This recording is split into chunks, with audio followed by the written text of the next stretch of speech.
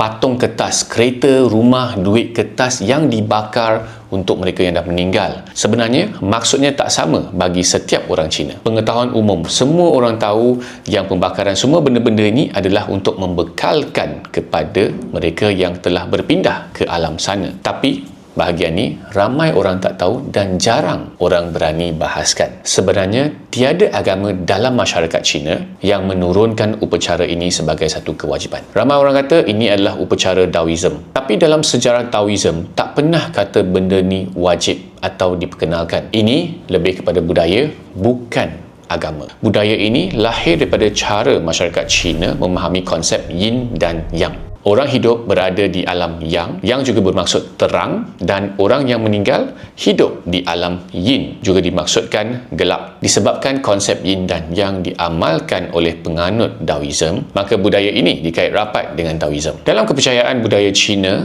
alam yin mencerminkan alam yang. Maksudnya apa yang kita ada dekat sini ada juga di sana. Dan satu lagi kepercayaan, api merupakan penghubung dua alam. Sebab itu manusia menjadi sangat-sangat kreatif. Apa yang dinikmati di dunia nyata kini dicipta dalam bentuk kertas menggunakan penghubung dua alam iaitu api untuk menghantar ke sana sebagai satu bekal untuk mereka yang telah meninggal. Kalau tanya saya, ini adalah satu budaya murni. Ia melambangkan penghargaan dan kasih sayang terhadap keluarga kita. Samalah macam first day kita nak hantar anak kita pergi sekolah dan kita bimbang akan dia dekat tempat baru. Kita nak bekalkan sebaik saja apa yang boleh, makanan lah, duit lah, apa semua kepada dia. Sekarang soalan yang paling pedas dan juga sensitif, soalan yang mungkin ramai orang Cina pun tak berani nak jawab. Adakah mendiang betul-betul menerima apa yang kita bakar? Bagi pandangan saya, secara logiknya tiada orang boleh membuktikan perkara ini. Seperti mana yang saya ulaskan tadi, budaya ini tidak diturunkan oleh mana-mana agama termasuk Taoism. Dalam perspektif Buddhism pula ada satu pandangan yang sangat berbeza. Buddhism sebenarnya tidak menggalakkan upacara ini, tapi dengan penuh hormat, Buddhism juga tidak mengajar kita untuk mengkritik budaya atau kepercayaan mana-mana pihak. Sebaliknya, menggunakan secara simbolik untuk mengingati orang yang masih hidup di dunia ini, di mana barang yang dibakar akhirnya menjadi abu dan kembali ke tanah. Samalah seperti manusia, tak kisahlah selepas meninggal jasad itu dibakar ataupun ditanam, akhirnya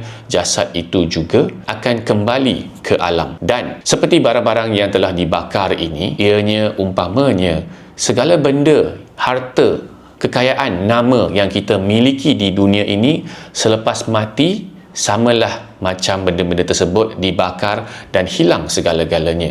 Tak ada apa pun yang kita boleh bawa bersama kita selepas kita meninggal. Walaupun saya kata secara logiknya tak dapat membuktikan sama ada orang di sana boleh terima ke tidak, saya tetap juga mengamalkan perkara ini. Dan niatnya, adakah saya mengharapkan yang ayah saya, atuk nenek saya mendapat benda ini? Bukan. Saya mengamalkan benda ni adalah untuk meneruskan budaya Cina yang menekankan penghargaan dan kasih sayang terhadap akar kita. Sebab banyak dan ramai orang dunia moden sekarang, ibu bapa atau nenek mereka meninggal, selepas diuruskan langsung tidak diziarahi, tidak dilawat, dan telah hilang nilai-nilai penghargaan. Satu soalan yang sangat-sangat menarik dalam kebudayaan masyarakat Cina, selepas meninggal dunia, mana mereka akan pergi? Nak saya teruskan tak?